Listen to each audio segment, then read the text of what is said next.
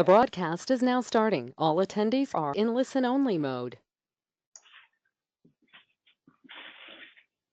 Hi everyone, can you all hear me clearly? Can you see the management group slide up front?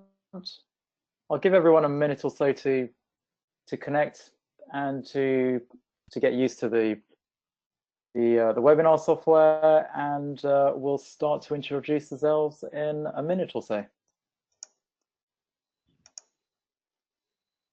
Yeah, really good to see so many of you on here. Numbers are rising, which is great. So we'll give you a minute or so before we kick off.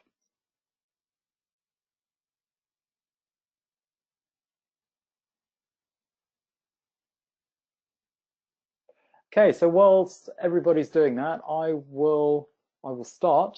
So my name is Mario Mustras. I'm a chartered chemist, a coach, and a trainer, but I'm here in my capacity as chair of the Royal Society of Chemistry Management Group. I'm delighted to welcome you all to this management group seminar, and this is part of a series of webinars focusing on leadership. So we want to make this as interactive as possible. There'll be a talk from Charlie, who I'll introduce in a bit, and there'll be a Q&A. But let's start by getting the interactive bit going. And why don't people who are already on say hello by saying who you are, where you're from, and what city and country you're in.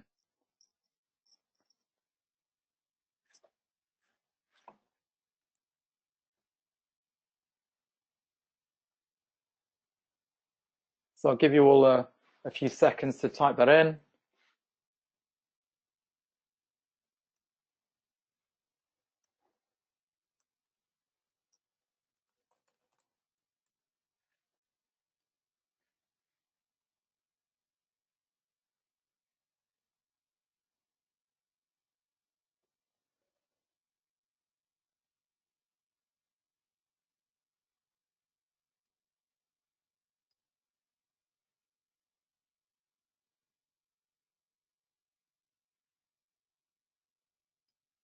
Okay, so I think this is coming in slower than I anticipated. So let's just move on while people are doing that. So I'm delighted to be presenting this webinar, but before I move on, let me just mention the format of where we're going with this and what we're doing. So Charlie, who will be our presenter and our expert, will be presenting for about 30 minutes, give or take. And there will be time for questions and a Q&A at the end of her talk.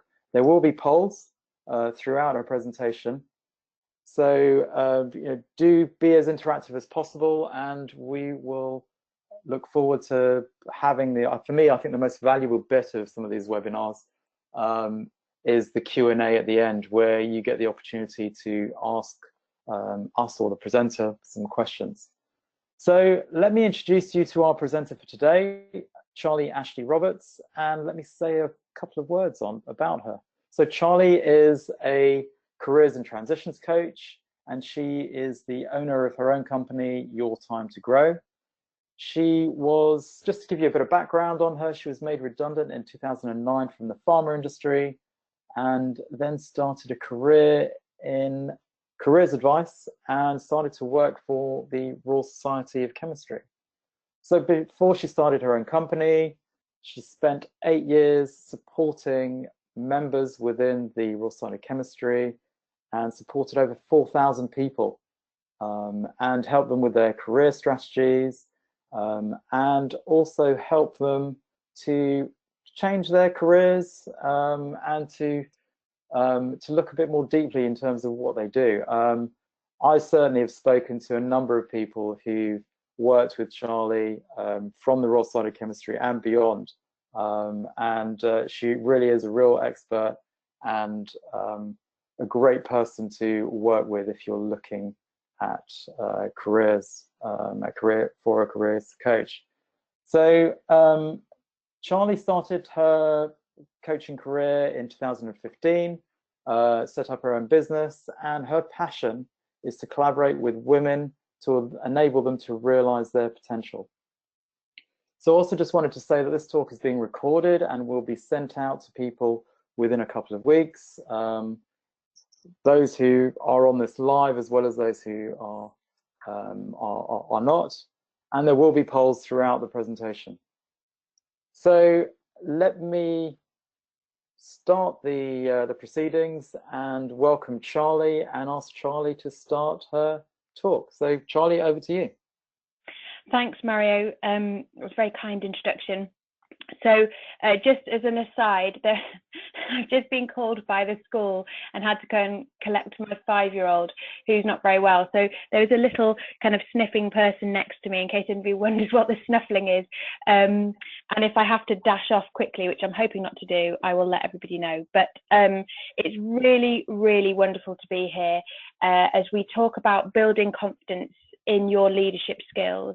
And so it'd be great to understand where you are in your leadership journey right now. So we're going to do a little poll as to how long you've been in your leadership role, just to kind of gauge the audience. So if we get that going, here we go. So just select the one that is most relevant and appropriate for you. Can everybody hear me as well, by the way? If you can't, please, there's a question box that you can comment in.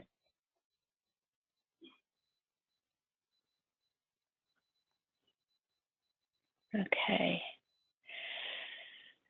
So whilst you're filling in the poll, I've designed this webinar to help you build confidence and develop your best self within the leadership field. So you'll all come from different sectors, but we're going to focus on those softer skills, I guess, is how they're more commonly known. But I did see somebody refer to them as power skills, which I quite like. And we'll focus on 3 techniques to understand your skills and your strengths and how to apply this to your own leadership strategy. And as we go through, I'm going to give you some reflective questions to consider your aspirations and your values as a leader in order to develop your leadership goals with increased confidence and authenticity.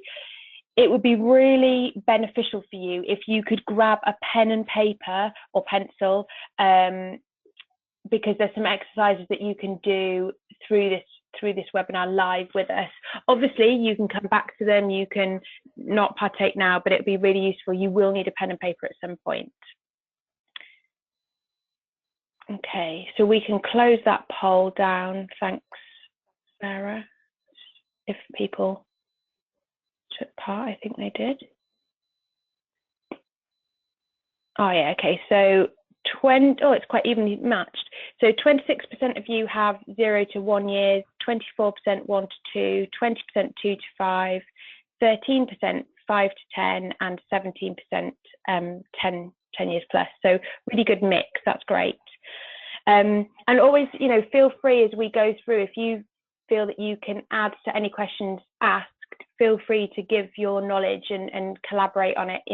We all come from such different experiences and backgrounds, and we all have something to share. Even if you're really brand new to this, your perspective is important to me and to the other people attending this. So if we could go to the strengths and skills slide, we're going to jump straight in there because I'd like to go through to 3 exercises that you can do, as I say, as we go through or afterwards. So the first is on slide 4. So can everybody see that? I can't see it on my screen. Sarah, if you're controlling the things, you need to close the poll in order for everybody to see the presentation.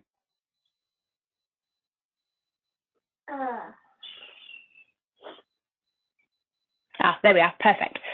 So what makes a good leader?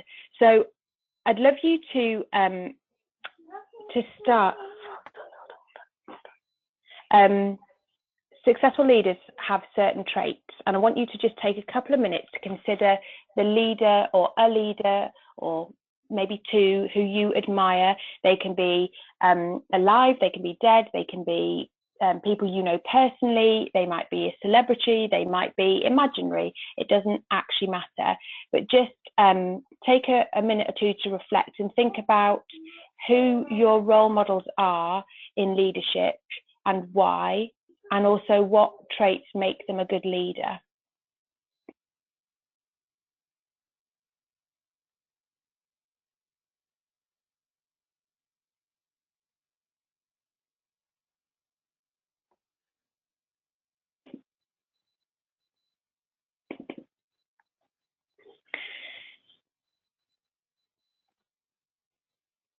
Right, so Sarah, if you press enter, I think it should bring up another part of the slide. There we go.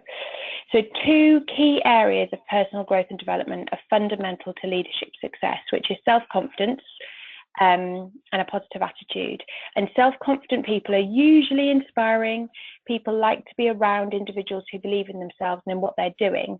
And likewise, if you're a positive and optimistic person who tries to make the best of any situation, you'll find it much easier to motivate people to do their best. Now, obviously, we're here today to build our self-confidence, which is great. And a positive mindset is associated with self-confidence, with positive attitude, and with strong leadership. But being positive is much more than presenting a happy face to the world. You need to develop a strong sense of balance and recognize that setbacks and problems, they're going to happen. And it's how you deal with those problems that make the difference. Positive people approach situations realistically. They're prepared to make changes necessary to overcome a problem. And negative people, on the other hand, often give in to the stress and pressure of a situation. And this often leads to fear, worry, distress, anger, and failure. Now, if you research leadership traits, there are so many lists. And here on the other side is 10 I've put together. So it would be great to consider whether you agree or disagree with them, maybe add any others yourself. So I've got vision, courage, integrity, humility, focus, empathy, accountability, authenticity, empowering others, and collaboration. And to be perfectly honest with you, a lot of those things are traits that I admire in other leaders, because inevitably we always come from our own perspective and our own values, and those are things that I value in others.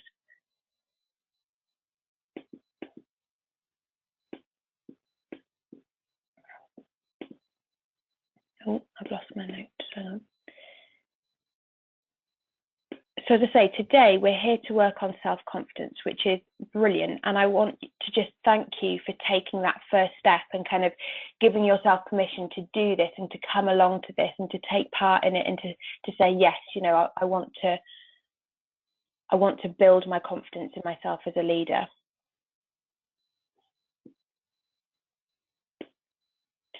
So we've had a think about traits that we admire in others and what we feel makes a good leader. And hopefully, you know, you've got a list of 2, 5, maybe even 10, depending on how quickly you write and think, or it may be something that you mull over for the rest of the day.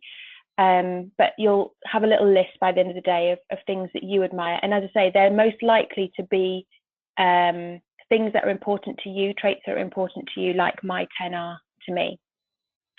So if we click through to the next slide,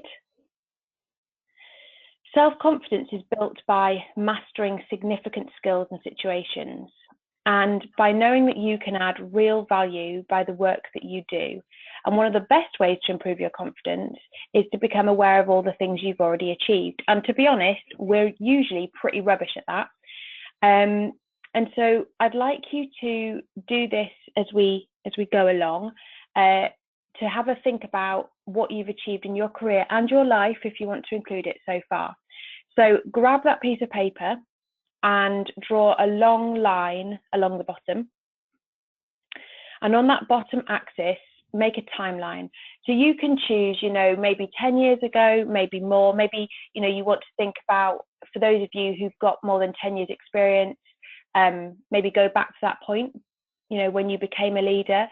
For some of you who are just starting out, you might want to go back to, you know, when you just entered the world of work, or maybe depending on where you are in your journey, you know, your education. It's entirely up to you.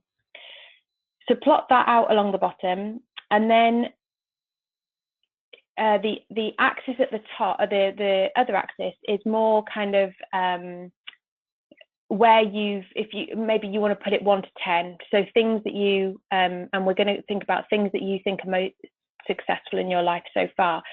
So, for example, I might so I've rather crudely put arrows, but it was just to kind of put something on the screen because it looked a bit bare.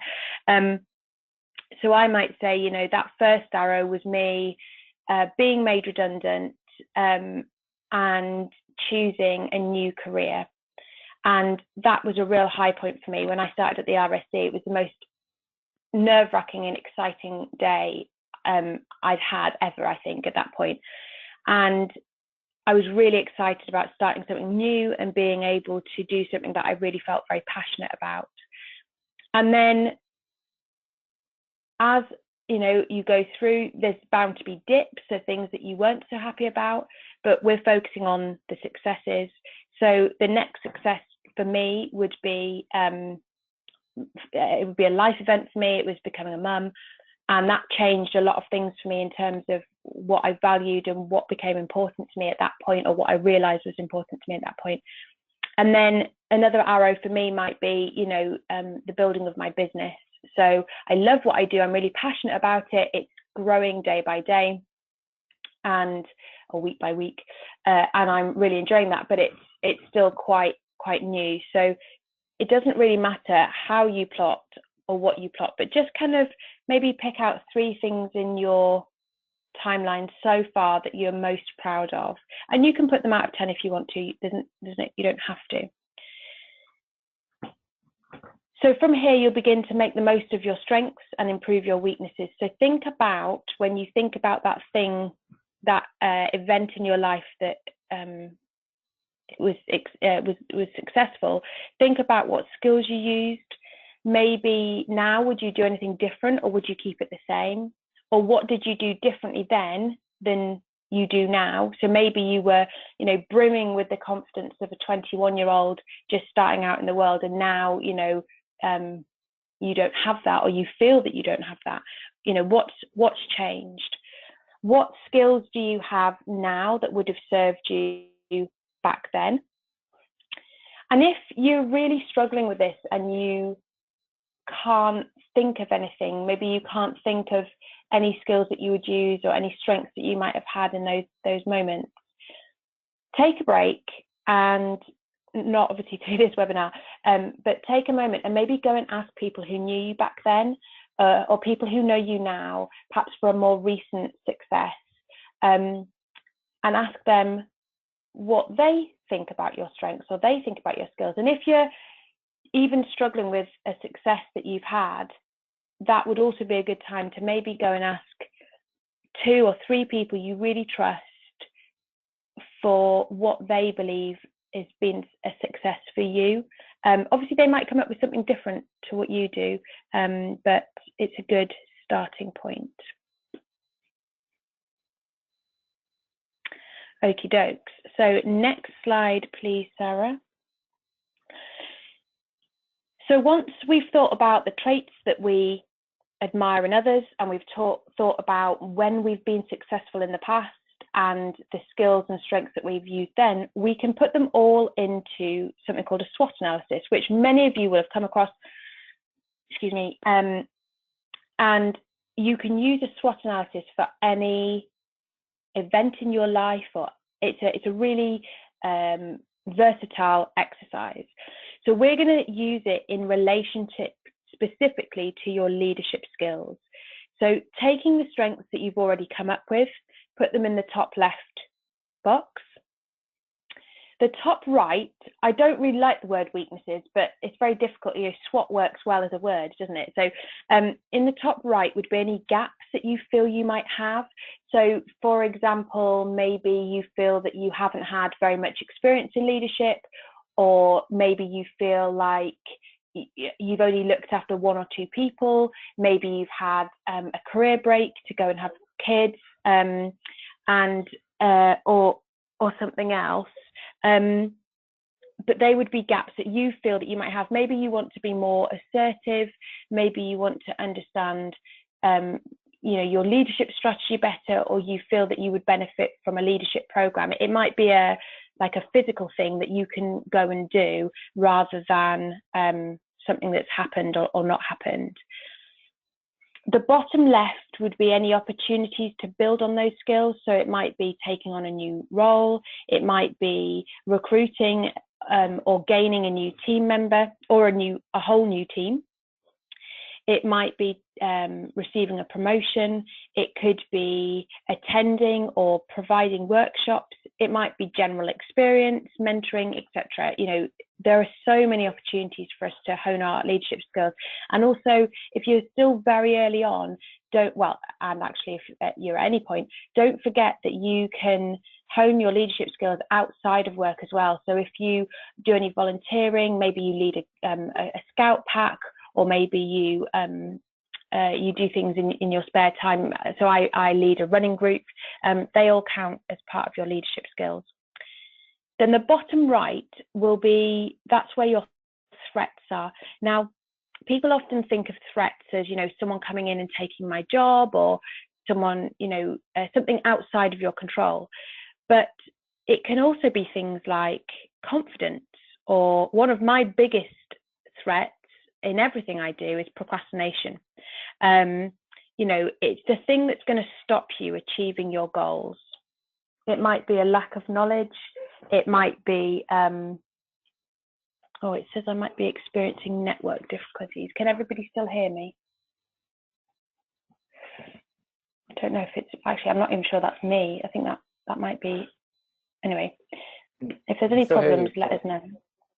You can still hear me, fab. That's great. Absolutely. Yeah, perfect. Loud and clear. Excellent.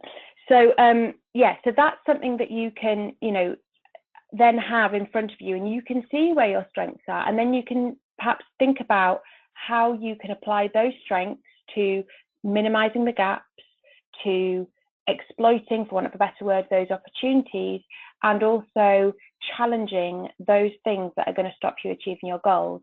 So, when I was having a conversation with a client yesterday who was dealing with low self-confidence, and I said,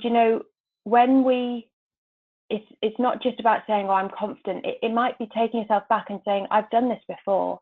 It might be more resilience than confidence. It might be saying, okay, I haven't experienced this thing before, whatever this task or this experience that you're going through is, but I've done something similar, So to give you a personal example, when I finished university and I was made redundant, I was very settled where I lived, and I took the job in Cambridge, didn't know a soul, and had never done careers advice before, and moved across the country to do a job I didn't really know anything about, and was so scared, but knew in my heart that it was the right decision for me, and it absolutely was. My career thrived once I made that move.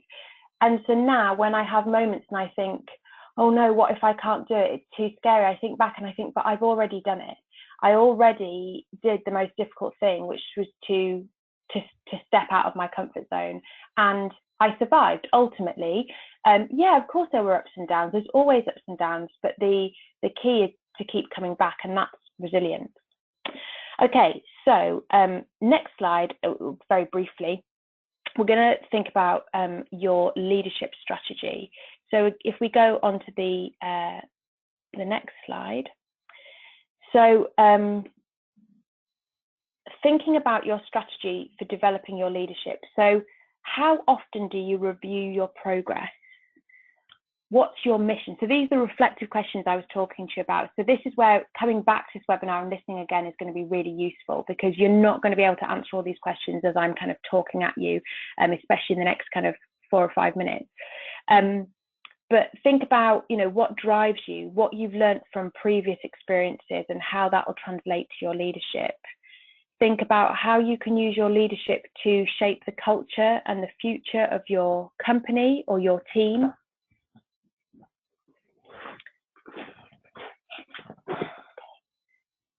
Okay, so then next slide.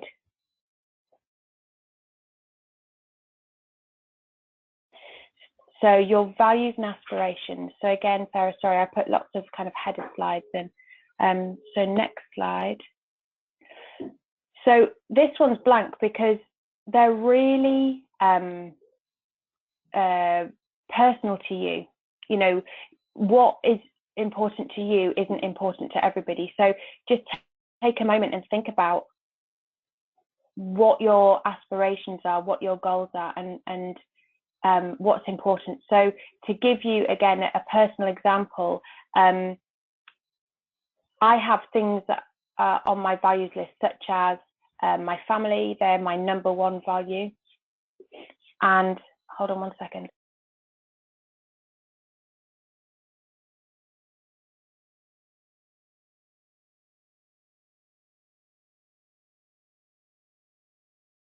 Sorry, my little girl just having a moment.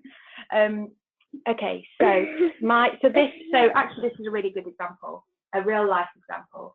So being a working mum is really hard because when the school phones, you literally drop everything. And so at 12 earlier, my phone rang and I looked down and it's on a priority call. So it actually rang out loud and I looked down and I saw it was the school and my heart stopped.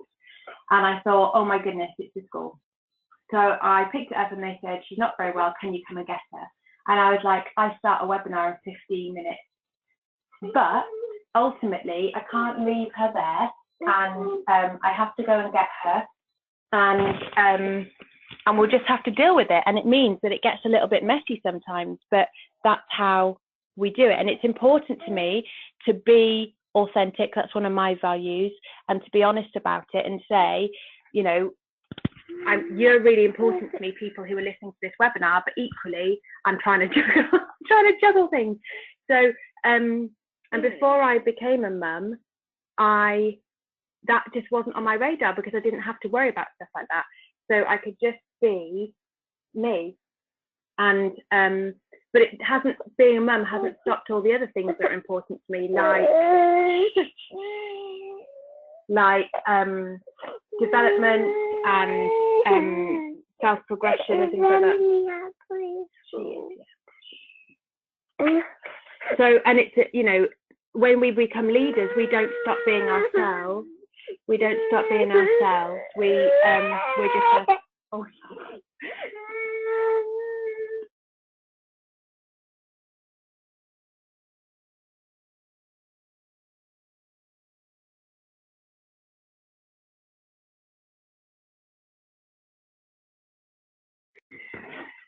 When we become leaders, we don't forget our values. And if we do, then that's where we have crises of confidence. That's where our job becomes less enjoyable and we feel like there's a disconnect.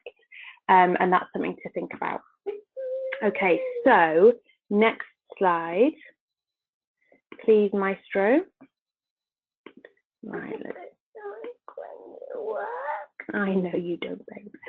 Okay, so when we're thinking about our leadership goals, it's really useful to understand where you are right now and reflecting on what's best for you. So with that in mind, I've got these 3 questions for you. And remember, we're sending this out to you, okay? So don't panic if you can't write it down or you don't have enough time to think about it. So which leadership traits, thinking back to that first exercise, do you feel dominant in your leadership? You know, how do you know? How could you check? What feedback have you had that might help you understand more deeply? What do you need to do to develop those styles or those traits? Question 2, in what circumstances are your strengths effective or ineffective? So this comes back to the second exercise. So thinking back to times when you've been successful, what strengths did you use? Why were they so effective? Would you use the same strengths again? If not, why not? If so, how have those strengths changed? And then question number 3, what is it that each member of your team requires from you to perform to their best? Do they get it enough? Can they be open and honest with you? If not, I guess they're not getting enough.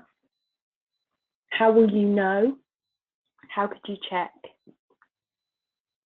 What feedback have you had from them?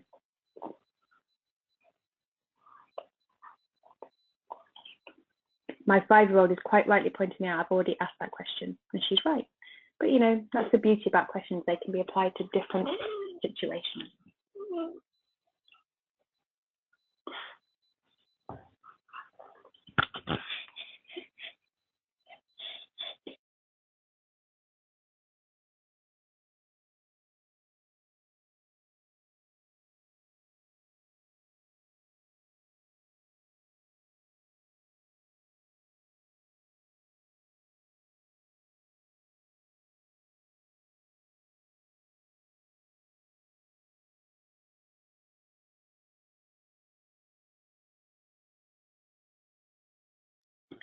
Okay. So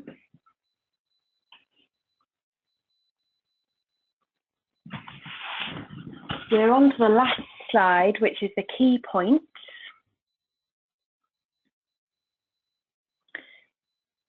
So the key points are to acknowledge your achievements, to know your gaps, to create a strategy, and to lead with your values. And when you do all these things, your confidence will grow and your resilience will grow. And you know, the leaders who've been doing this, you know, for many a year will be a different leader, perhaps a more confident leader than when they first started. And as each one of you, you know, move on, you'll get more confident each time. So that's it from me. Does anybody have any questions? Charlie, thank you very much for that. Really like the flow of the webinar, and I thought you handled it really amazingly well. So thank you for doing that. And really great to have a real life interjection there as well. Real life example. I love the way you used it. So thank you. I think we should applaud you for that. So thank you for that. Yeah, most welcome. So are there any questions? So just to get you going and thinking, we do have a poll as well, which we might do at the end in terms of a membership poll. But yes, let's. This is open. This is your time for questions to Charlie. There's some great points there, and I really like the way you handled the reflective style. I love your reflective style, Charlie, in terms of getting people to sort of reflect. And as you said, this is something that, you know, even if you didn't answer all the questions now, it's worth having a look at the recording and taking some time just to reflect on your own traits, your own strengths, and doing this. It's something that I do a lot with other people as well. So thank you, Charlie, for that. Yeah, you're welcome. I think so. I discovered something called the 12-week year. It's a book by Brian Moran. He's an American guy, and I think he's a businessman.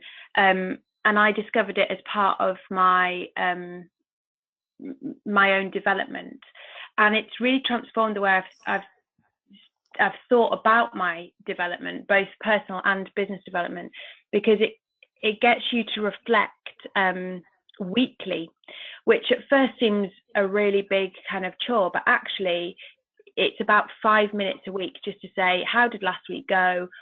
You know, how, and then, you know, what's the week ahead look like? And then at the end of 12 weeks, because if you split a year into 12-week groups, you tend to have a week left at the end of those. So it's like the 13-week period, and you have 12 weeks doing the goals that you want to achieve. And in that week, you know, again, reflecting and tweaking your goals, or changing them completely or ditching them, And so yeah, it's been really interesting. And one of the things that I've become more actually, I've become more reflective since starting out on this coaching journey. So now I'm kind of telling everybody that they should do the same, but I never used to be like that. I've just, yeah, I've seen the light, so to speak. Do you know what? It's actually something that I do as well. So reflecting weekly. I don't think people spend enough time reflecting. I know a lot of leaders that I speak to focus on the day-to-day and don't spend enough time reflecting on themselves, but also on strategic thinking in terms of what they do. So it's a really good, really good comment there. So we've got a couple of questions, Charlie. I hope you don't mind me. I'm going to read them from the list that I've got here. So we've got a question from May. So thank you, May, for the question. And May says there's a lot of discussion at work at the on equality, diversity, and inclusiveness. As a leader, my value set is to appoint the best person for the job, being agnostic on issues such as gender. How do I reconcile it with the fact that some of my colleagues think that a leader should promote EDI? Oh, let's start with a tough one. I mean, a nice one to get us going. Yeah, I mean, for me, May, I tend to sit in your camp. I think as long as you can show that you've given the person the job fairly and because they were the best person, that will help your case. I don't, as a woman, I think it's difficult because there's the whole kind of oh, what's it called, you know, like tokenism and things like that. I definitely, and this is a personal opinion, I do not want to be the token woman on any board. I want to be there because you want me and because you value what I'm saying and because I'm giving value to the board or the group or whatever it is. So, but equally, if that conversation helps people say, well, we don't have any women on board, or we don't have any ethnic minorities, or, you know, any other part of the EDI that you want to talk about, then that's a good conversation to have. So I think there's a difference between bias and kind of appointing people, you know, fairly. It's always worth looking at your biases anyway. You can look at something called your unconscious biases and your conscious biases, and see where that lies as well if you need to. Yeah, I'm not entirely sure that answered your question. So yeah, on that, there's something, if you look up the website on Project Implicit, you can actually do questionnaires on your own unconscious biases. Really interesting. I know something that there was an article in Chemistry World about it a few months ago. So well worth having a look at that. And also made, if I can add to that, Charlie, it is about promoting EDI as a leader, absolutely. But you can also, if you're looking at recruitment, it's about looking at how you can widen the pool of candidates. And there are a number of ways that you can do that as you move forward. I would talk, if you can, to your human resources people on that, but definitely on the promotion, there's a number of things that you can do to promote it and actually promote it out. You know, promote that you value EDI, you know, and promote it openly. You know, for me, that's definitely something that I say to people as well. Yeah, actually, sorry, just the last point, that just on that that thought there, Mario, I went into a company to do a session on returning to work, but also how we can challenge the difficulties that parents. It was a parental leave program, parents face returning to work, and it was saying, you know, that we need to speak up and challenge things. And if you're a male leader, one of the things is looking around your team and saying, okay, are the female members of my team being heard? Are they speaking out? Do they feel confident to speak out? If not, can I help them? And almost being their advocate, their sponsor. Or, you know, if you're a fellow parent, you know, kind of challenging the kind of things that go on around return to work, whether you're a mum or a dad. So yeah, I think that's really true. Mario, thanks for setting off that little thought process on my brain, that widening it and challenging the norms and the biases that we all have, you know. Yeah, I think that's something that we as a management group, and I know there are one or two committee members on the webinar that we should look at. Maybe do a webinar on diversity and inclusion. So I think that's definitely something that the Royal Society of Chemistry are doing. Maybe we should do our bit and do a webinar. There are a number of questions, and they're coming in thick and fast. So I will go through these. Charlie, shall I actually just ask 2 or 3 at a time, a couple at a time, and then you can ask them? Is that okay? Should we do it that way? I don't know if you've got pen and paper handy to do that. So the first one. Just up to 2 at a time, and I'll try and remember them. No worries. So the first one, can you recommend any books, blogs, etc., material that people can go to on the subject of the webinar? And the second one, this one's from, and that was from Nina, and this one's from Janet. My strength has come from my strong technical background, but my role has evolved and is more managerial and less technical. I find this quite challenging and wonder how to draw on the experience from the technical phase into this new phase. I think that's a great question. So those 2, and then we'll do another 2 once you're happy with those 2. Okay, so Nina, I would say the Brian Moran book around kind of goal setting is useful anyway. One of the best ones I found around leadership is a fairly commonly known one, but I still think it's good. It's a Stephen Covey. Oh, now I've forgotten the title. Darn it. Stephen Covey, seven highly effective habits. Thank you. That's exactly the one, Mario. Yeah, 7 habits for highly effective people, I think it's called. Yeah. I really love that one, and I listen to most of my books nowadays. I have them as an audio book so that I can listen to them in the car when I'm en route to clients or if I'm out running. Yeah, those 2 have been really instrumental in making me think. But other ones are things like the Lean In book by Sheryl Sandberg, and Brené Brown. She doesn't necessarily talk about leadership, but she talks about the gift of imperfection. So, you know, how we are as people and how to become more self-aware and how to be more of ourselves and how to discover our values if that's something that you feel that you're missing. Okay, second question.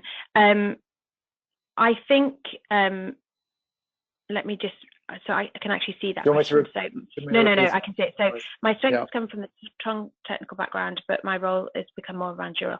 So that happens quite a lot. So we, as scientists, we quite often move into a role that's very scientific, and as we take on more responsibility, we become more and more removed from the actual science and become more embroiled in the people management. And I think it can be quite challenging. I think it would be useful to ask yourself whether you enjoy it, whether you, what you do like about it, what you struggle with, and almost feed it back into that SWOT analysis so that you can see where the gaps are, and also where the opportunities are for you to use that technical experience. So, you know, where you've had to, so we're, as scientists, you know, we're really good problem solvers, we're really good analytical thinkers, and it all sounds very kind of, yeah, well, they're just words, but we do it all the time, you know, faced with an experiment going completely the other way that we want it to, faced with having to write or, you know, long theses, or speak to big groups of people about technical stuff, or even, you know, making the technical stuff more accessible to people who aren't techie, you know, and explaining it to a layperson. All those skills can come into play as we become more and more removed from the science. So you know, think back when you've had to do similar things and what you did, maybe break it down, and apply that to now. Excellent, thank you for that. Brilliant, Yeah. thank you, Charlie. So couple more questions. I'll keep them coming. Do keep the questions coming as well. We do have time, as long as Charlie has time as well. We're due to finish in around about 15 minutes. This one's from Claire. So firstly, she thanks you for your presentation. And can you give any advice on how to view or accept skills and strengths that others view highly, but you do not? This goes to the essence of the whole presentation. So yeah, Claire, I'm going to make an assumption, and I will cover the other not assumption that I'm making, but my assumption is that perhaps someone said to you, oh, you're really good at X, and you're thinking to yourself, no, I'm not. So the key to that is to get feedback from people you really, really trust. Maybe go to 5 people that you know will be honest with you in any situation. Siblings are a really good option for that. And then you know that when they answer your question, that they will be being totally honest with you and they wouldn't sugarcoat it. Best friends, equally a good option, but you may want to reach out to colleagues. It's entirely up to you, but choose people that you know will give you an honest answer, and maybe ask them and say, okay, so why do you think that I'm good at that?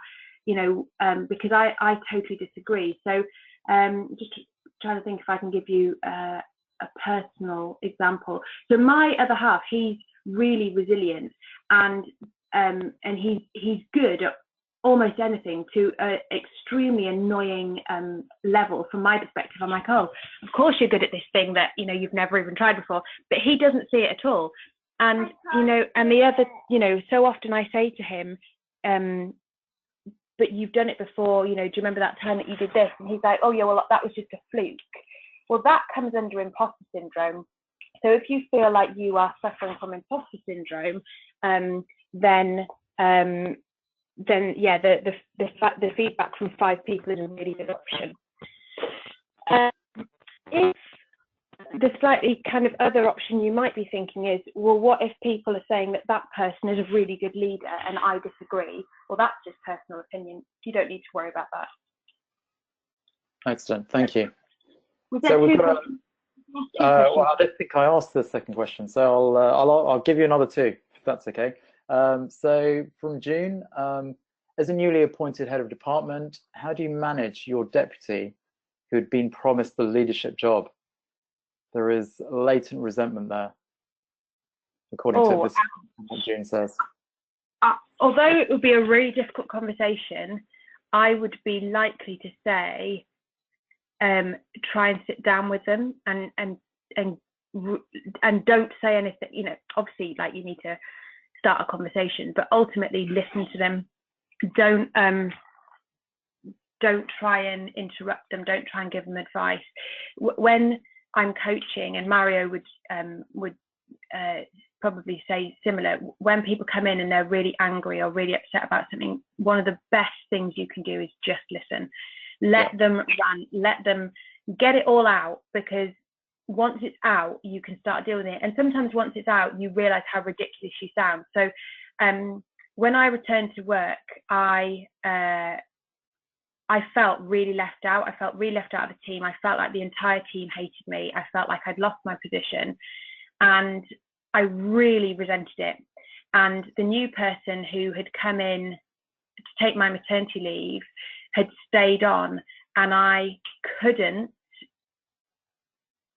find a way to, I was being civil, but that was taking quite a lot of my strength.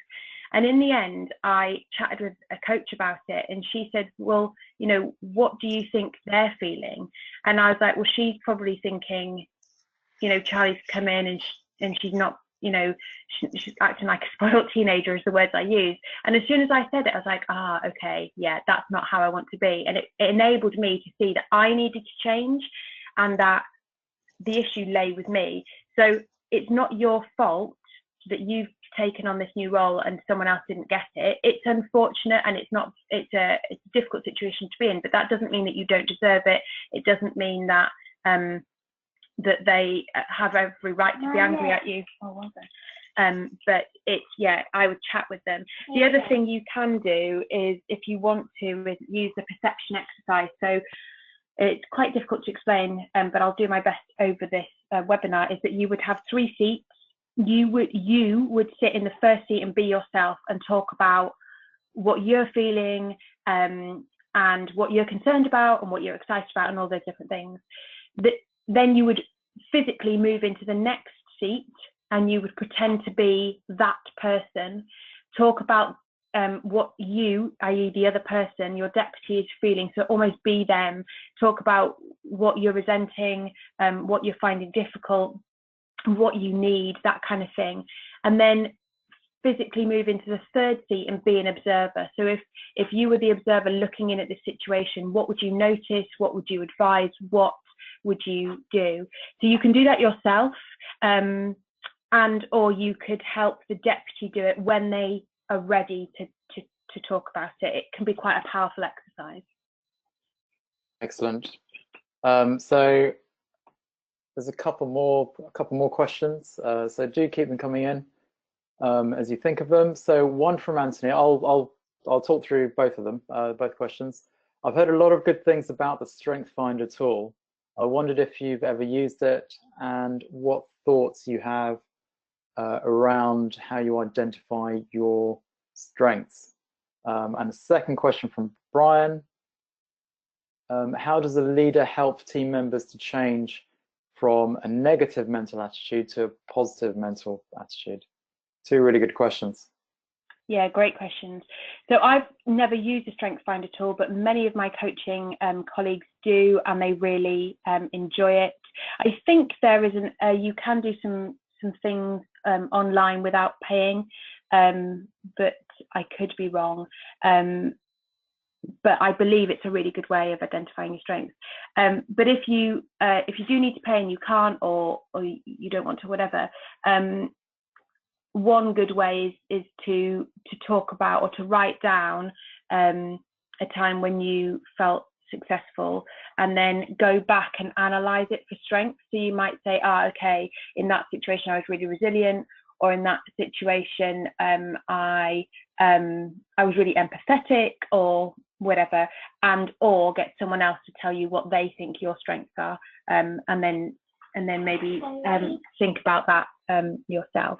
The second question around getting people to change from a negative mental attitude to a positive one, my honest and first reaction is you can't. They have to do it. And it makes me think of coaching clients. You know, I had one and he wasn't in the right frame of mind. He didn't want coaching. He'd kind of been pushed into it, and he just didn't engage at all. And in the end, I just had to say, you know, this isn't working. You're not ready. When you're ready, come back. And it might be messy, and it might be difficult to talk about some stuff, but when you're ready, you'll be ready, kind of thing. So I don't think you can kind of help them unless they want to be helped. If they do, then the perception exercise I gave a few minutes ago is a really useful one to just kind of get them to put themselves in the other people's shoes. So when I did that to my other team members, so to speak, and I was like, okay, so what does the mat leave cover think about me coming back and kind of throwing all my toys out of the pram? I realized that it wasn't congruent with who I wanted to be or who I believed I was. And so it kind of nudged me into making a change. Yeah, I mean, any of you, feel free to link with me on LinkedIn, and I'm not entirely sure I've got it written down, but if not, I can write it down and send it over to you if you want me to. I mean, there's also, you know, I find a very simple way of looking at that is actually just to ask the question. You know, you Charlie mentioned, earlier in terms of calling it out with someone who's resentful that you got the job instead of them. You could do the same thing, and actually delve into, get them together and actually delve into, I notice, I can see some negative behaviors or whatever. Let's explore why, and ask them the question and see what the reaction is. And sometimes to actually get them to start to look at changing, it might be worth looking at, well, looking at a solution, figure out something that they're working on, and look at how to best get them to help solve a particular problem in order to move forward. So I mean, that's just one way. Just call it out and ask the question and see what comes out. So that's just another way of looking at it. I hope you agree with that, Charlie. It's just what really came to mind. Got another question here. I think it's the final question from Tasman. Do you have any comments on leadership across multiple time zones? Do your best. I think that's really difficult because it depends on how multiple your time zones are and where they are. Certainly, I used to work with someone in the States and someone in kind of Southeast Asia, and it was almost impossible to get a time when we could all be in the same space at the same time. So I think maybe chat to the teams in each different time zone. I think obviously different time zones usually means different countries, and then you've got all the different cultures that you have there. Think about how your team likes to be managed. Do they want you to check in all the time? Do they want, do they prefer to speak to you by email or by phone or by video? Ask the team how they think that it could work. Maybe get some ideas there. Or if you're in an established company who've been working across multiple time zones before, ask them how they found it best to go about it, because it'll be different for everybody, I would have thought. Excellent. So our time is almost up. So if there are no further questions, which there don't appear to be, Charlie, I want to thank you so much for giving the presentation, and also for the Q&A. The Q&A was really interesting, and thanks to the audience for your really interesting questions. And really good questions, actually. And so if you do have any further thoughts, any further questions. If you just click the next slide, Sarah, it'll come up with all my details. Do get back to Charlie. If you do have any questions, or actually if you have any comments on topics that you think the management group from the Royal Society of Chemistry should cover, and I think there's a number of topics that I think you've mentioned that we might cover. Do get in touch with us. We do have a website, rsc.org/management, and get in contact with us, where you'll also see a list of our future webinars and lectures. The next webinar is on customer service and how you get the most out of working with people. So that one will be in 2 or 3 months' time. So do check out our website for more details. Yeah, I'd just like to lastly take the opportunity to thank Charlie for her time and for being really authentic and genuine, and knowledgeable and insightful on this topic, which is actually such a broad topic, but you simplified it really nicely, and you gave us all some questions to think about and reflect on. So I would encourage everyone to reflect on those. So thank you for that, and thank you, Sarah, for managing it on behalf of the Royal Society of Chemistry. That's it. So thank you for your time. Excellent. I think we have one last poll just to find out kind of what kind of member you are. If you could just fill that in, that would be lovely.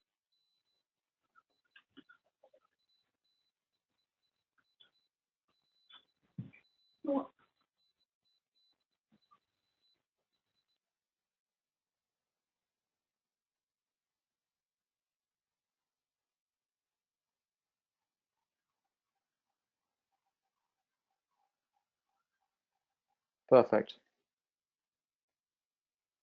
So we can close that poll and show, wow, so a lot of people were members, MRSC members. Wow, brilliant. So thank you for that. And yeah, again, thank you, Charlie.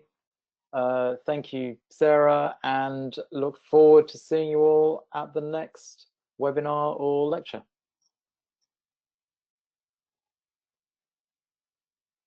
You're most welcome. Thank you for having me, and I'll speak to you all soon.